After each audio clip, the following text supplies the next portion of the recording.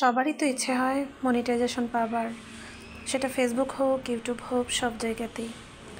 তো আমি আজকে প্রায় দীর্ঘ 1 বছরের উপর হচ্ছে ফেসবুক পেজ ওপেন করেছি, পাশাপাশি ইউটিউব চ্যানেলও ওপেন করেছি। জানি না কবে যে মনিটাইজেশন পাবো, সেই চিন্তায় আর কি আছি।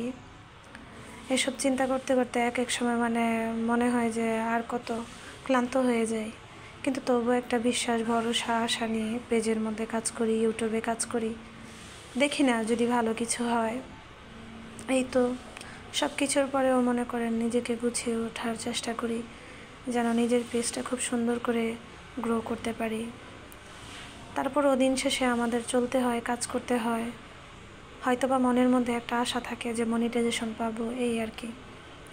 তবে যাই হোক, যে যেই কাজটাকে ভালোবাসে, আল্লাহ কোনো না কোনো দিন সেই কাজের উত্তম প্রতিদান দেয়, এটা আমি বিশ্বাস করি। যেহেতু ঈদও চলে আসছে, যাই হোক আর নাই বলি মনিটাইজেশনের কথা। চলে আসলো ঈদ, এবং ঈদের মধ্যে মনে করেন সবারই হচ্ছে নতুন একটা মনের মধ্যে আশার আলো জাগতেছে যে গ্রামের বাড়িতে যাবে, নানু বাড়িতে যাবে, দাদার বাড়িতে যাবে। তো আনফর্চুনেটলি দাদা নাই, দাদি নাই, মারা গেছে। আল্লাহ তাদেরকে ব্যস্ত নসিব করুক। প্রায় 1 বছর হলো, 1 বছরের উপরে, প্রায় 2 বছরের কাছাকাছি হচ্ছে দাদাকে হারাইছি। দাদিকে হারাইছি প্রায় 6 থেকে 7 মাস। তো দাদা দাদি তো এখন নাই, আর নানা নানির তো আদর ভালোবাসা পাই নাই। এসব চিন্তা করলেও অনেক কান্না পায়।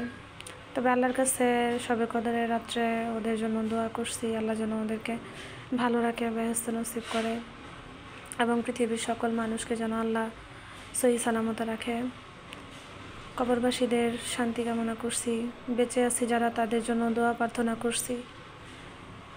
এই তো ঈদও চলে আসলো, সব কিছুর পরেও মনে করেন নিজেদেরকে নিজের কাজের গতিতে এগিয়ে যেতে হয়।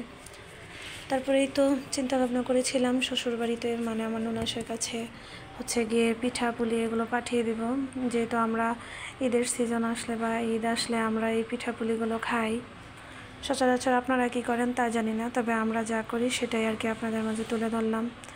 এখানে ছিল হচ্ছে আমার বোনের জন্য পার্সেল ছিল। আমার মেজো বোন হচ্ছে লক্ষ্মীপুর থাকে, তো তার পার্সেলটা হচ্ছে এখানে রেডি করছিলাম। এবং হুট করে তখন আমার প্ল্যানিং হয়ে যায় যে আমিও হচ্ছে ফেনীতে চলে আসব আমার শ্বশুরবাড়িতে, আমার ননাসের সাথে ঈদ করতে। আর আপনাদের একটা কথা বলে রাখি, আমারও শ্বশুর শাশুড়ি নাই। ভাগ্যটা এতই খারাপ যে শ্বশুর শাশুড়ির আদর ভালোবাসাও পাইলাম না।